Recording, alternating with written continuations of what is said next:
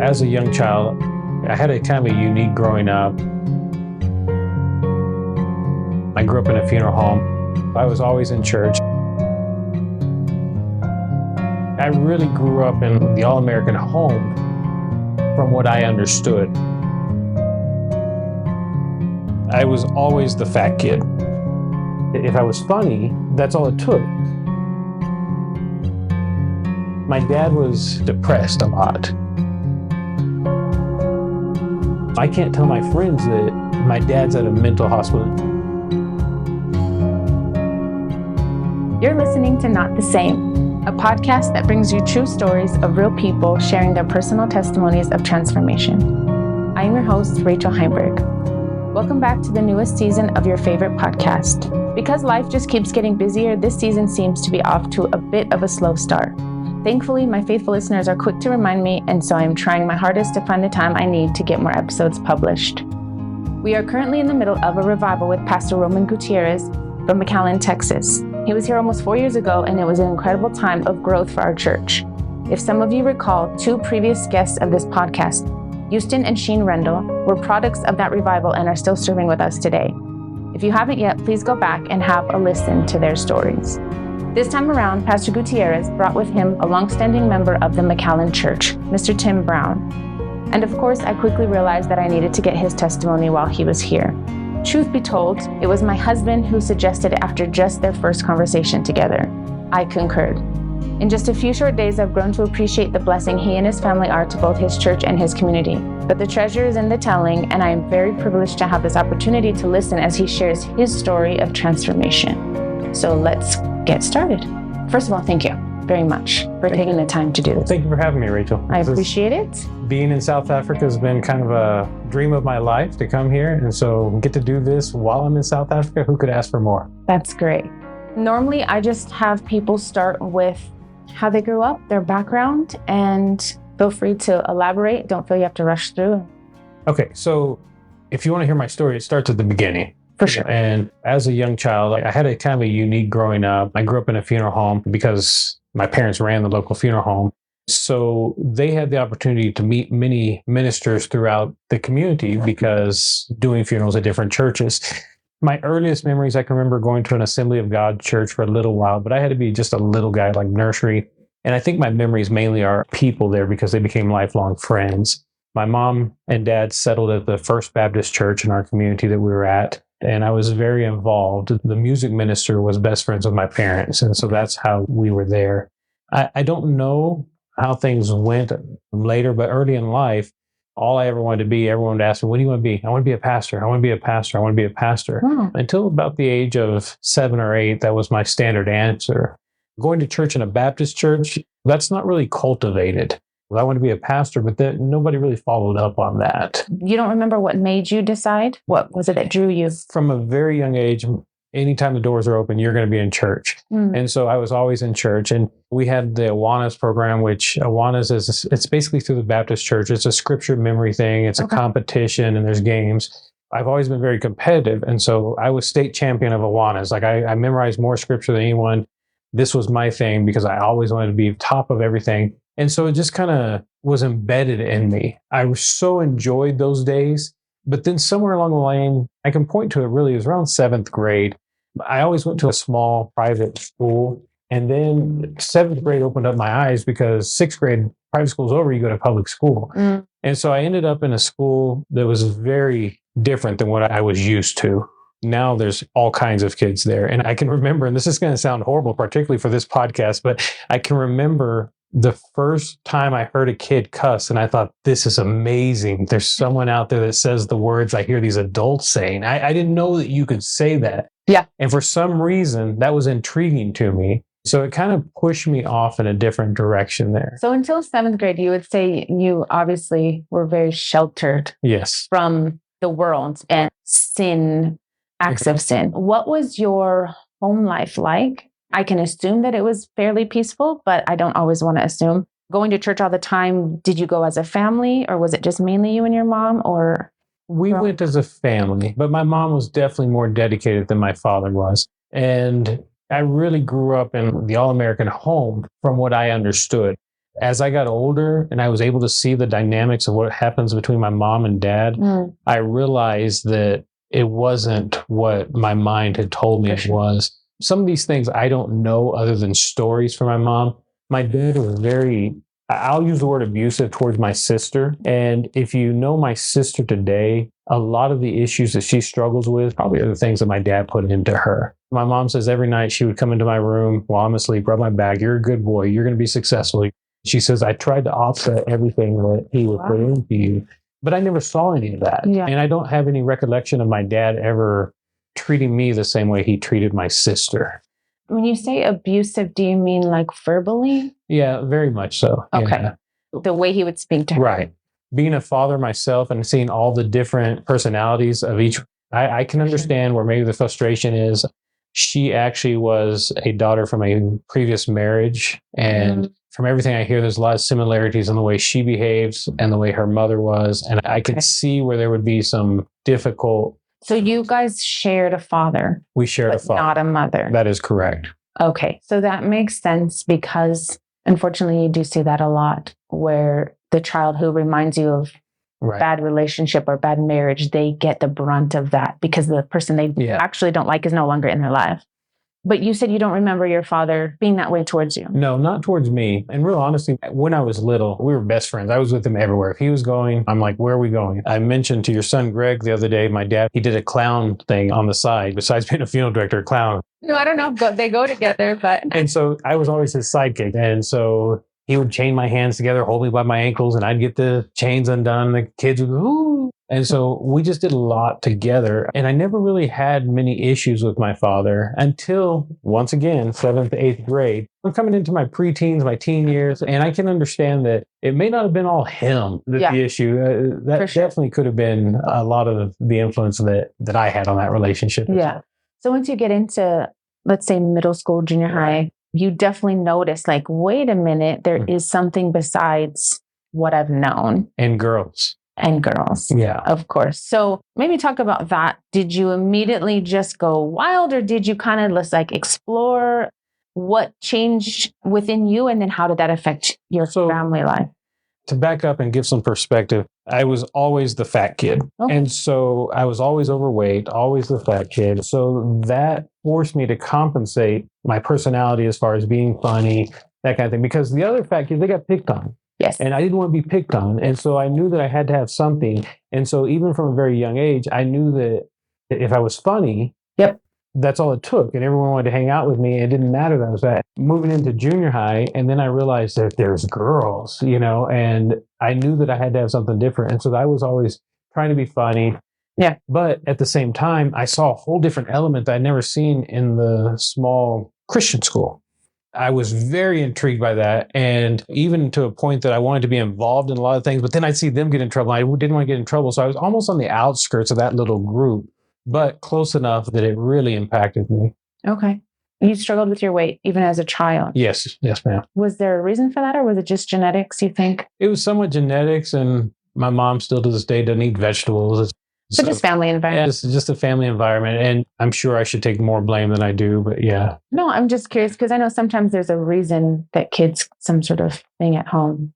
Let me step back real quick. So growing up, my dad was depressed a lot. Okay. And so I didn't even notice this even as a youngster, but I'm getting to this age, like 7th, 8th grade, where I'm starting to realize things. And he would go into his room and he would shut off the lights for days at a time. He wouldn't come out. And mind you that this is the man that in our city was one of the most popular people you can imagine in the city. Everybody, everywhere you'd go, I mean, you couldn't go down to the grocery store with him because it's going to take 2 hours. Everybody wants to talk to him.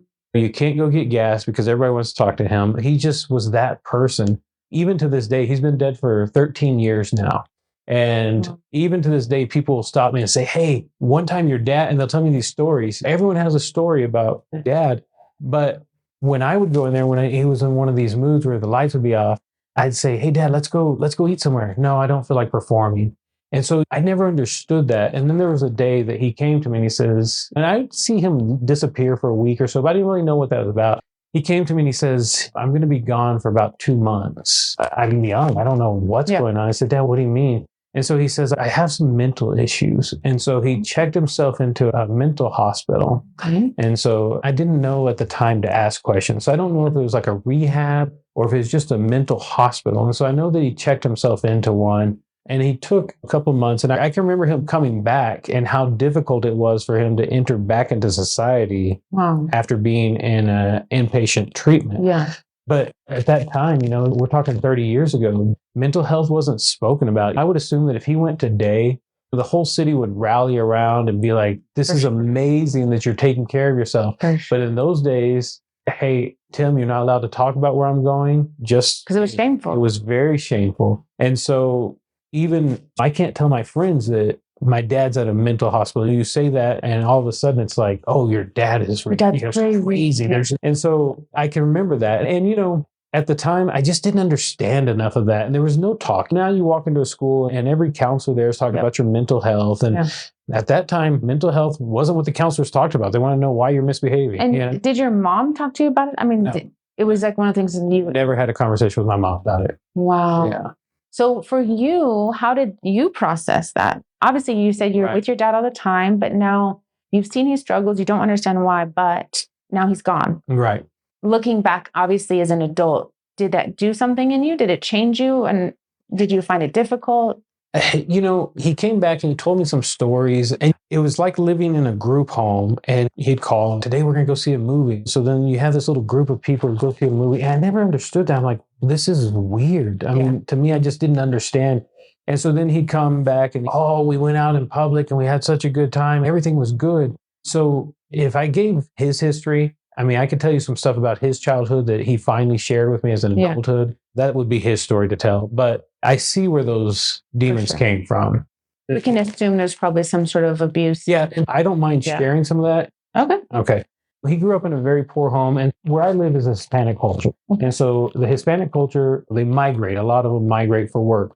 Somewhat, if you say something like, I'm a migrant or you're a migrant, sometimes people look down on you. In the Anglo culture where he grew up, cedar choppers, that was almost an insult to call someone a cedar chopper, but that's what his family did, is that they would go and they would chop cedar trees for like fence posts and that kind of thing, follow the weather back and forth. Okay. And so he was the middle child of 9. And so there was 9 children, and he describes his dad being an alcoholic. We all slept in one bed. His joke always was, we never knew who wet the bed till Johnny got married and moved out and no one wet the bed anymore. But so that's just the type of life. So when he meets my mom, he says, I want you to come meet my mother. Okay. And so they go to the house. My grandmother tells my mom, why would you want to marry Rick? He doesn't know what he's doing. He won't have any of the goats. Pick one of his brothers. They have all the goats. They know what they're doing. Wow. And this is my mom's first impression. This is the family culture here. Right. So very much into bestiality. I have cousins that are about 3 foot tall, have hair lip, and I'd ask, what happened to them? Brother and sister having children. Yes. Okay. And so that is the environment he grew up in. The demons he fought and some of the things that he would tell me in hindsight, when I knew these stories, I realized this is a direct the way you were raised. Which actually, when you look at it that way and you see how well he came out and how well he dealt with life, that actually... So he was a high school dropout. He never made it past the 9th grade. He was colorblind. He didn't realize he was colorblind. And so he'd tell stories. He did kindergarten 4 times because he wouldn't color anything the right color. He didn't realize until he got his draft card and they said, what do you see in this little shape, that he was colorblind.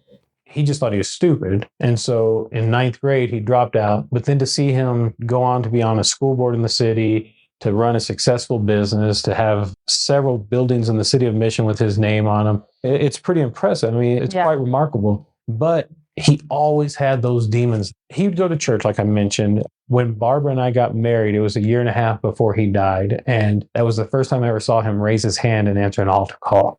That's awesome. Yeah. And so, the end of his life, I feel like he got it right with God, but he spent all those 64 years fighting it. For sure. And it's crazy because when you think about your childhood and how much worse it could have been. Yeah. Because when you don't have a revelation of salvation, you're bound to repeat things. And so just the fact that he was able to work so hard to try to maintain some level of normalcy in your home is absolutely remarkable. Yeah.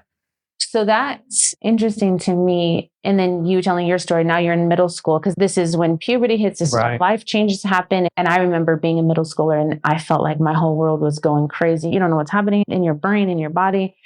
And so now this stuff's happening with your dad at the same time.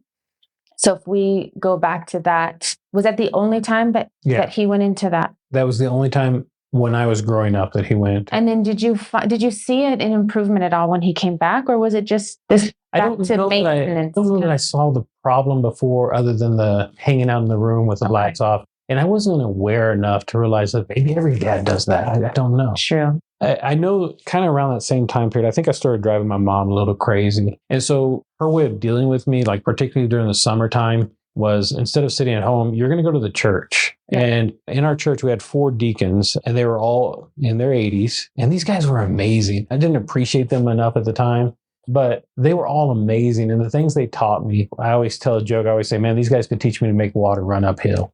But at the time, I hated it. And for instance, I'll give you a good example. We live in South Texas. It's 100 degrees, 105 degrees all the time. And I ride my bike over there. And so I show up one morning and there's about 55-gallon buckets of black tar. All these mops. I'm like, what are we doing? Well, today we're going to redo the parking lot. And I'm thinking, what am I doing here? And mind you, I would do about 10 square feet while they would do 1,000. But I learned so much from them. And people that look at me today, they say, man, you're such a hard worker. You never stop. And I realized that didn't come from my father. That came from those 4 men that invested in me. And even today, as I look back on my salvation now, I realize that the 4 men that were in that Baptist church, they changed my future. Yeah. For sure. Denomination doesn't represent all the people, and people don't represent all the denomination. And so God uses anybody. So that was happening at the same time. And so you mentioned for a little while, you were just kind of on the outskirts of not doing too much. Well, when would you say it shifted to where you started willfully? So I met a girl and things progressed quickly. I was about 15 years old. That's when things changed because my focus became this girl. In hindsight, I'm able to look at all the disasters of my life from about 15 to about 32, 33, and all of it has to do with a decision I made when I was 15. Yeah. It was very difficult for me. Even me choosing the career I chose had to do with me being able to find a career that I could make some money, get in and out of schooling very quickly. It had nothing to do with wanting to help my community, wanting to be a funeral director. It had to do with a girl. That's where things really went south.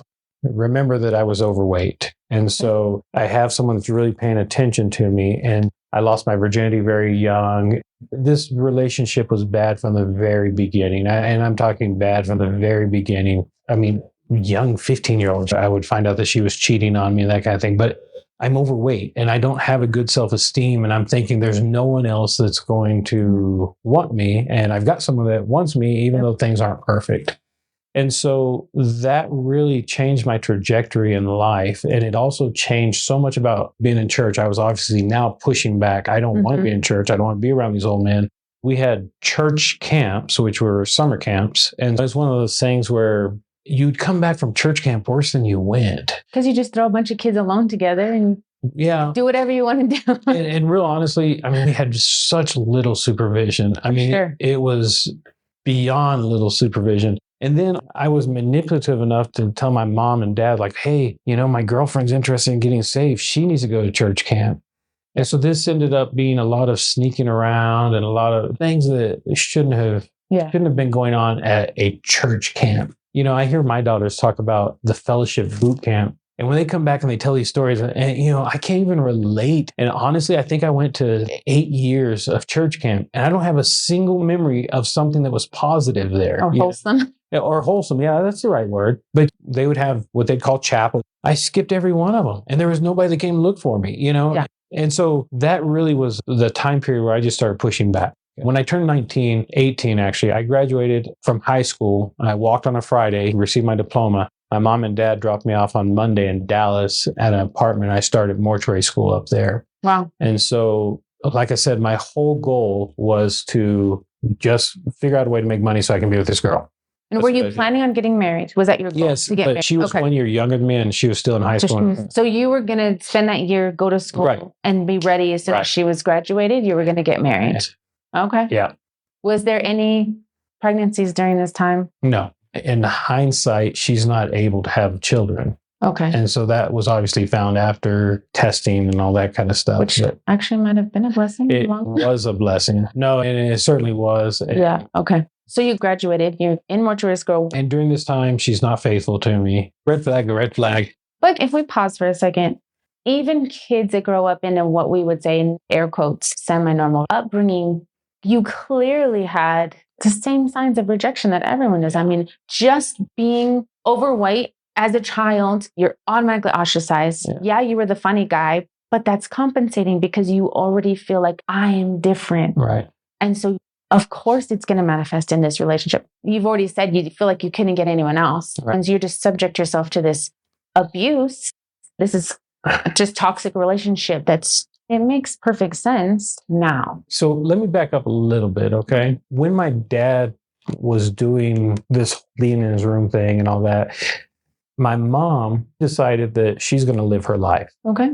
And so my mom would go every single day with the pastor's wife. They just live their own life. They travel together. They do everything together every day. And so I wouldn't see my mom. My mom and dad at this point in my life they were almost never together. And this is about the same time, junior high there. And so they were almost never together. And never home. Never home. And so we were latchkey kids. And when I say we, in ninth grade, I had a cousin who I'd never met. We go to a family reunion and they're like, hey, go talk to, his name's Greg. Greg's sitting here. But anyway, his name is Greg. And so he says, go talk to Greg. I said, who's Greg? Oh, he's your cousin. Well, he's like a third cousin, twice removed, something like that. Yeah. But Greg was having problems at home. And so there's a lot of issues. And so the next day it's time to leave. And I see Greg is just livid over here, yelling at his mom. And my dad's carrying a suitcase to our car. And so Greg comes to live with us. Greg and I become best of friends. I mean, we just loved every second of being with each other. And so his last name was Sweeney. My last name was Brown. And so the teachers never put two and two together that we live in the same house.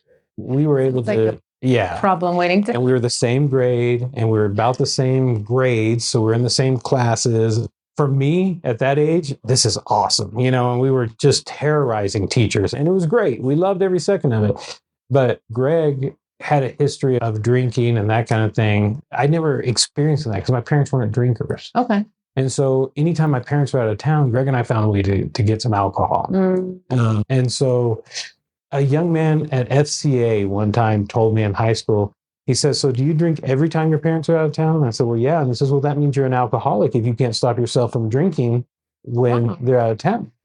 Because I'd only do it when my parents were gone. It's not like every day. I never thought of myself as not being able to resist drinking. Yeah. And that conversation has always stuck with me. That young man that told me that, he ended up dying in a motorcycle accident. And I never had a chance to go back and say, thank you for having that conversation with me.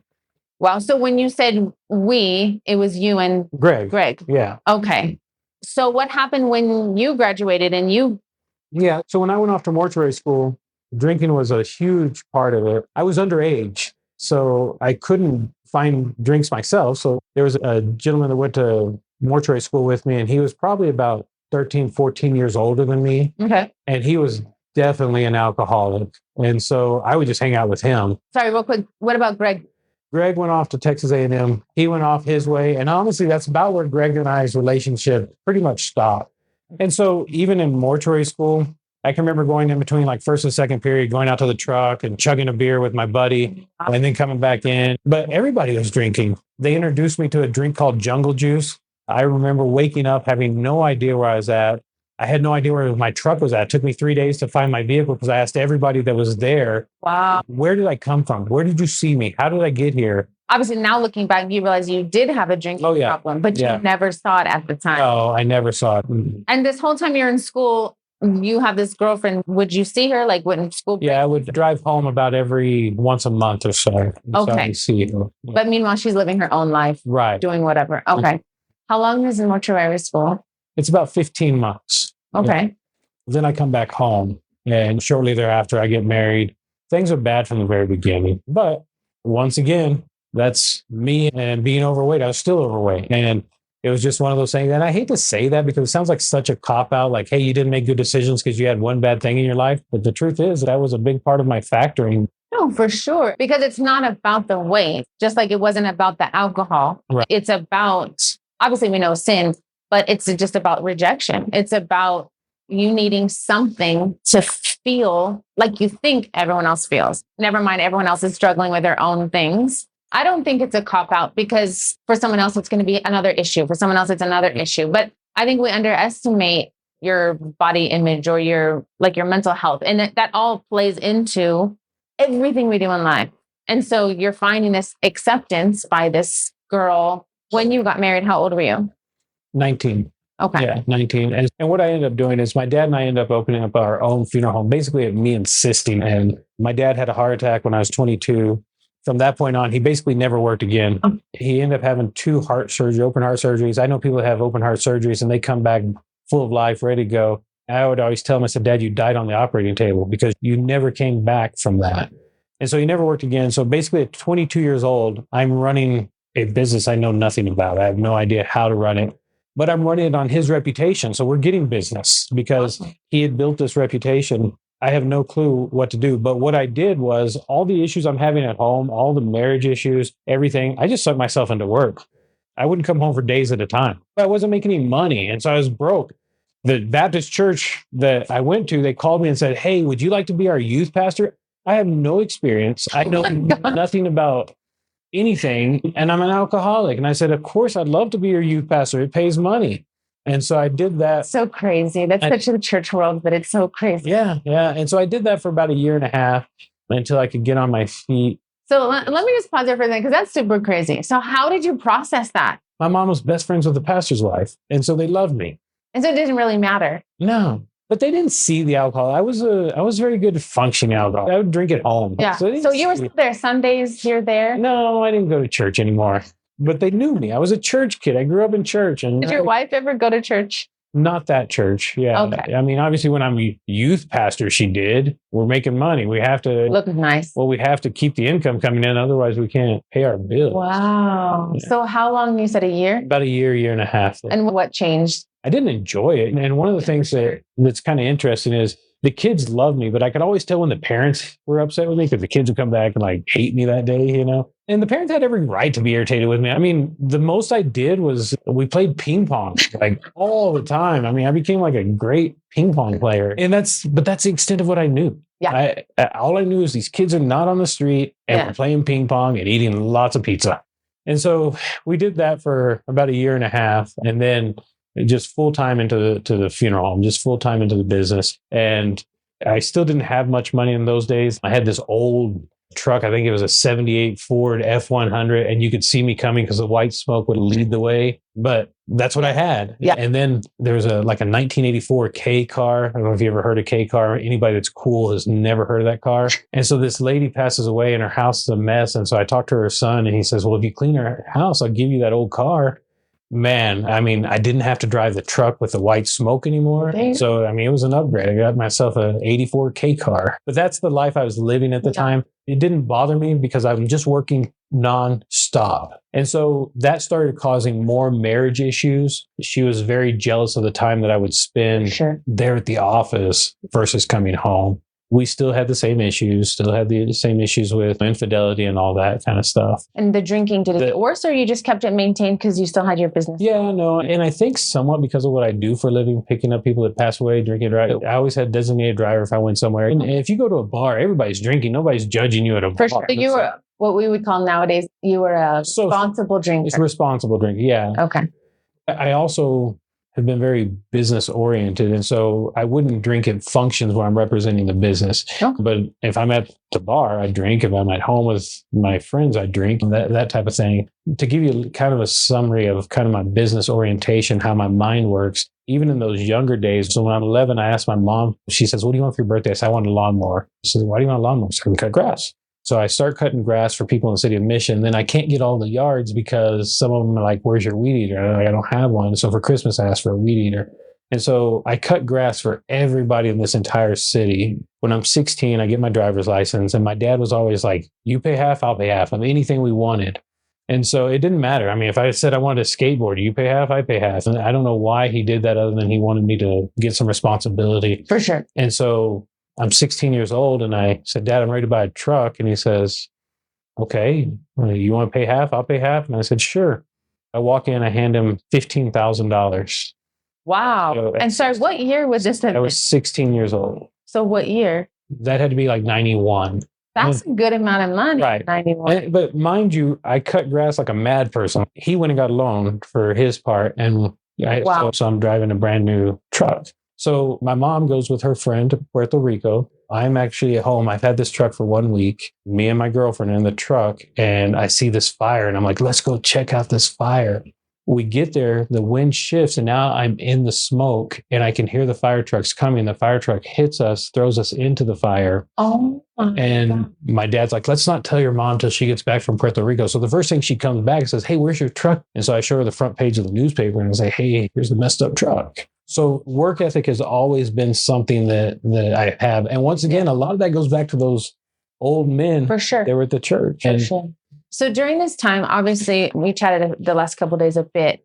From 22, you're basically running this business by yourself. Mm-hmm. And then there's a number of years.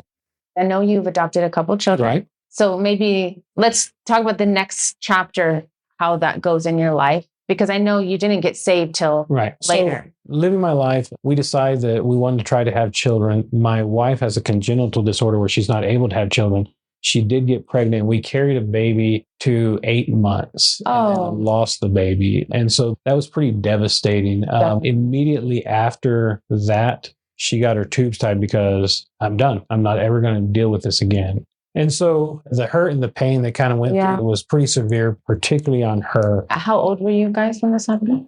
I would say we're probably about 24. Okay. And I wanted to have children, but it wasn't happening. It is what it is. And so I find this little boy, it had to be 2002. I don't know how old I was. 25. Yeah, 25 here.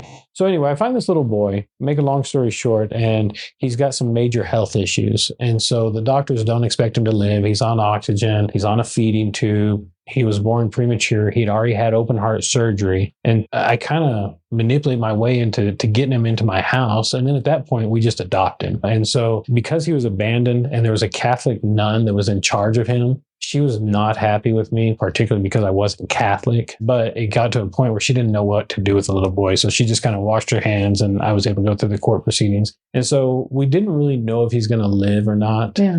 He has lived. He's a great kid. Well, he's not even a kid. He's an adult now. And he brings pleasure to everyone that knows him. He's amazing. So we were raising him. And then Sadie comes into our life, a little girl we adopted also. She was probably 4, maybe 5 years old. Both of her parents had passed away, and we ended up adopting her.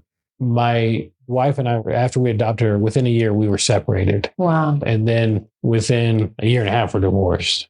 How far apart did you adopt them? How many years was it in between the two? Because I know the ages are different. But yeah, they're pretty close in age, but there's about 6 years in between the adoption. So in those years, was there a particular instance that kind of made it worse, or was it just everything snowballing to where it was just incompatible? I think that my ex-wife really wanted to adopt another child. I was all in. And so I think that was part of it. The other thing is that my ex-wife, it just seemed like she could never be faithful. We were always having some sort of issue. And I'll be honest, there's some infidelity on my part also. And so I can't sit here and give anyone else all the blame on this. For sure. Sinner sin. Yeah. You were both sinners. I've always been into hunting, big time hunting. I do a lot of hunting. And so my best buddy and I, we do a lot of hunting together. And so one day she says, hey, I think I want to kill a deer. And I said, okay, I'll take you. No, you and I in a blind, it just doesn't, we're going to argue or just, you're going to be too. And so I said, why don't you let him teach you then? And he'll take you out. And so they would go and scout for this deer every day, twice a day. And then I got a call from her work. She's actually his kid's teacher. So she's a teacher. And I got a call that she didn't show up. And they said, do you know where she's at? And I said, well, she's there at school with y'all. No, she's not. And so then I get a call from his wife and says, hey, have you seen my husband? And that's when 2 and 2 together. 2 together. For some reason, that was the one that I just said, I'm done. Yeah, I'm done. And I don't know why that one versus any of the other ones. I don't know why that one versus my infidelity. I don't know why that relationship. It's personal. And you felt betrayed by both people, not just the one person. And I just said, I'm done. And I don't know that she took me serious. She even came back and went, hey, no, I'm done. I'm done. And so at that point, I start going to this church in town because all of these things that my mom taught me as a kid, they're coming back to me. Okay. And so I start going to this church in town, and it's a very strange church. Now I look back at the time, I thought, man, this pastor's cool. We drank a few beers together. He wasn't a dress up guy. He had flip flops on, and then he had a little carpet on the stage where he's at. So he'd take off his shoes and preach in his flip flops. And then I'd run into him at HEB, which is our grocery store. And he'd say, hey, what do you think of this beer? And I'd say, I don't know, let's try it. And so we'd go to his house and drink a beer or two. What, was it a denomination? Community church or something? Yeah, it was a community church, and his dad was a founder in another city. Then he moved to here to open a satellite up. And there's no leadership other than dad. And in hindsight, I realized how weird that was. But I also looked at how destroyed my life was. And I think if I walked into somewhere like our church where there's actual structure, I don't know that I could have jumped into that. For sure. It was like baby steps. Right. And so I find in this church, I find that I've got to do something different. Okay. And so that's where I'm at there. And honestly, I thought I was in a really good spot because I have a church. My kids are going to church. So up until this point, when you get to that church, have you verbally recommitted your life at all? Or you just feel like I am on the right path? I'm doing good. Yeah. I never went back to church after leaving the youth pastor. So I never went back to a church. So now we're 32, 33 years old. And so now I'm going to this church. But even then I didn't have a raise your hand moment or anything like that. You know, just like I'm doing better. Right. And we only had church on Sunday morning. So it was, you know, it wasn't a huge commitment, but I met a lot of people there and I really liked the people. All the people were just like me and the pastor. Drink a little and don't wear shoes. And so then I'm still obviously very involved in my business. And so through my business, I meet this hospice nurse and she starts referring business to me, and she has a loss in her family and I'm able to help her through that loss. And I ended up realizing that she was divorced. I knew that I was divorced at this point. And so I asked her out on a date and she was just almost rude about it. No. And what's interesting was before she was a hospice nurse, she was a nurse to my parents at the doctor's office that they would go to. Okay. So she knew my parents. And that was one of the first questions she asked me, hey, are these your parents? I'm like, yeah. And so I thought that was a good thing. Like, now you want to date me? But no, it's still no. And I'll never forget because I asked her out on a date and she's like, no, that's not what I do. And she hands me a flyer to the church and I'm thinking, what the heck is this? I didn't understand all that.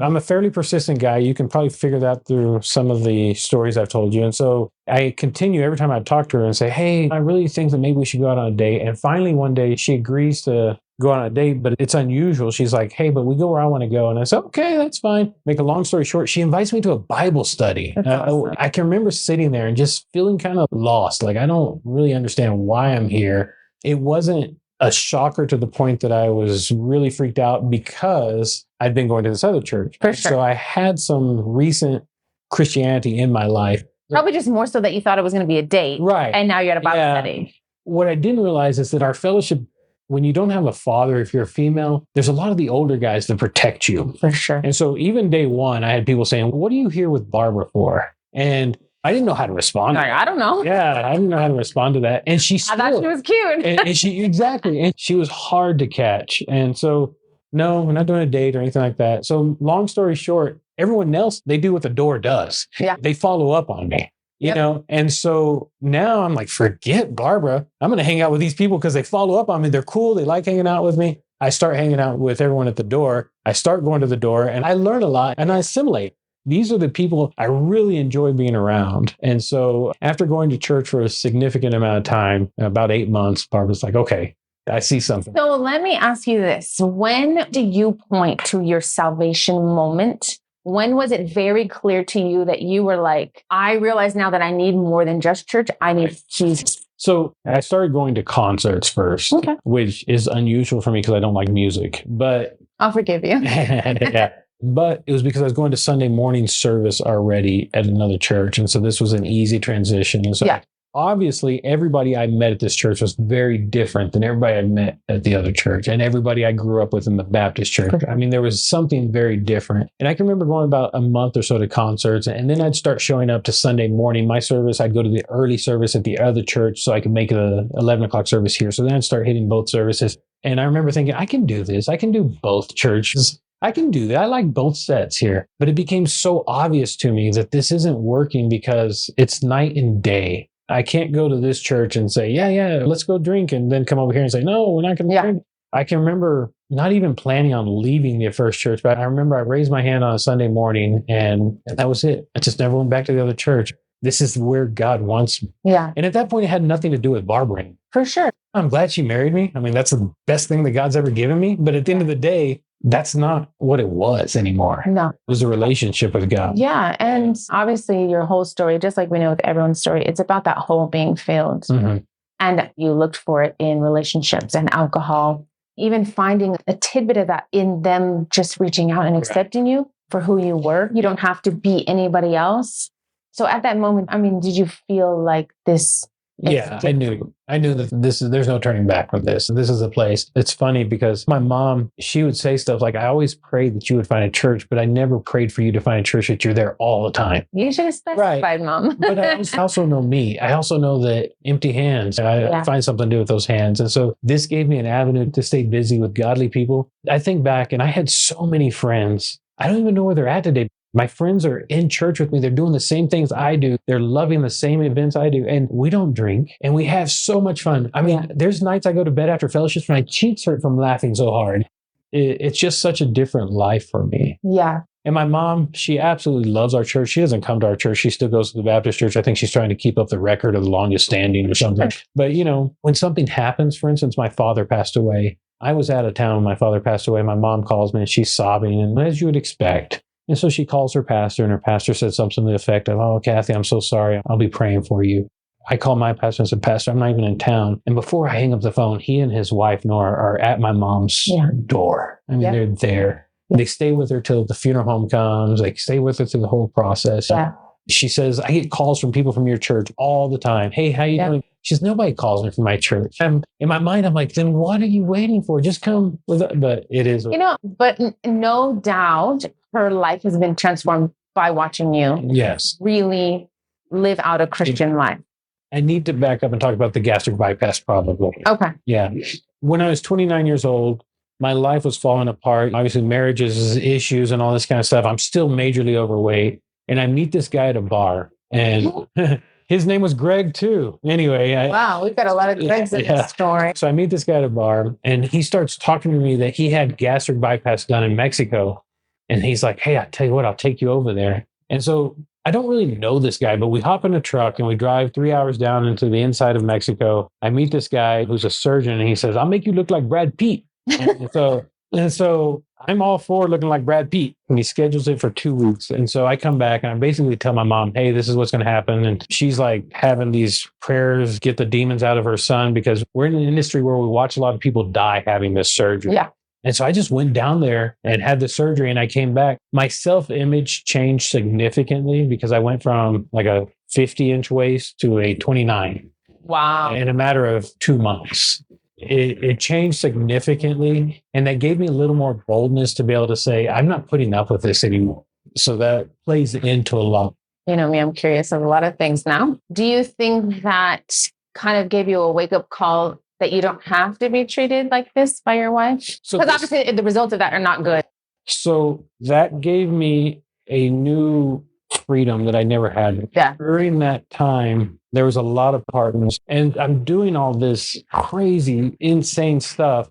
And then this is where I just finally one day I wake up and I say, this is insane. I can't live like this.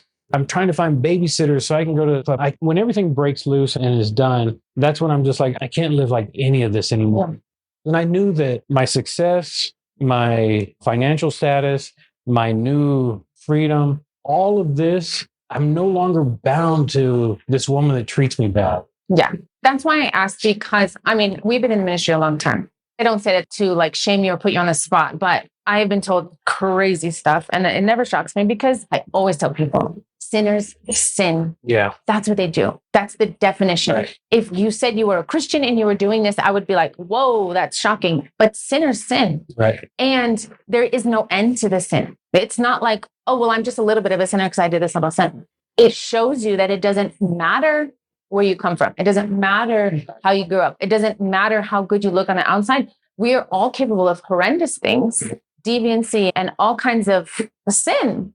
Everyone has their story to tell. And I say that because you realize how much you have to be grateful for. It's not just that oh, I was a little bit of a bad person, but really like you were broken. Yeah. And you had all the success. You had the money, you had the home, you had everything, notoriety and status, and still miserable.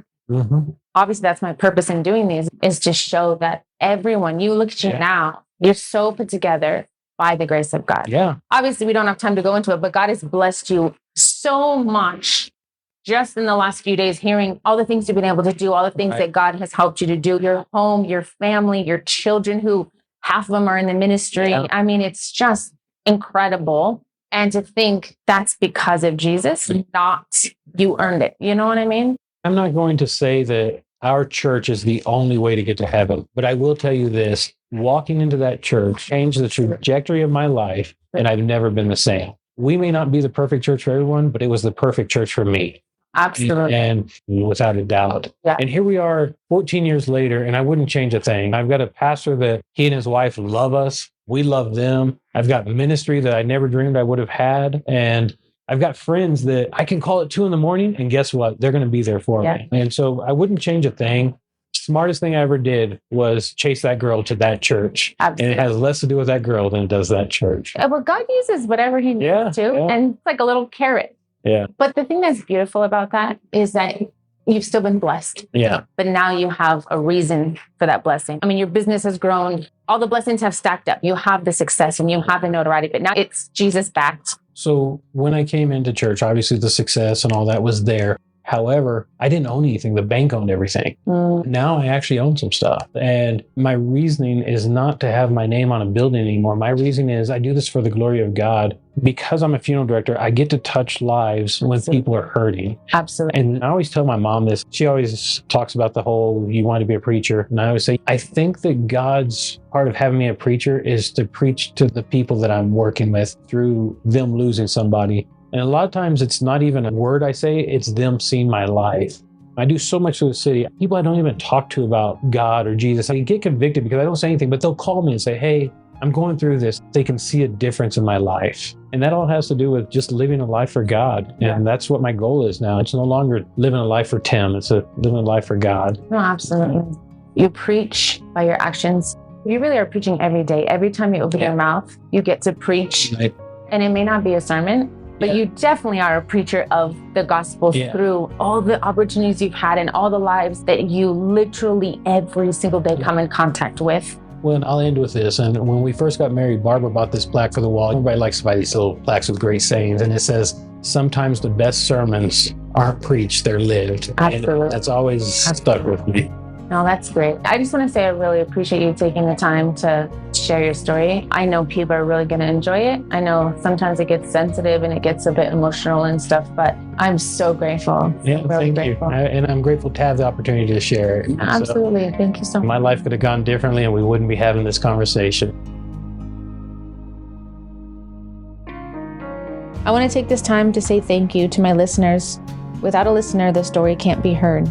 If you would like to contact me with questions, comments, or ideas, you can do so through the podcast email, notthesame.cfm@gmail.com. Take a moment to rate and review on whichever platform you're using, and above all, please share. Last but not least, I encourage you to take a moment and examine yourself. If you are not a Christian, or perhaps are unsure, you can be. The Bible tells us that out of pure love, God sent His only Son to die for our sins. A simple prayer is all it takes to acknowledge your sin, to recognize Jesus paid for that sin on the cross, and to sincerely ask for forgiveness. Until next time, this is Rachel Heimberg, and you've been listening to Not the Same.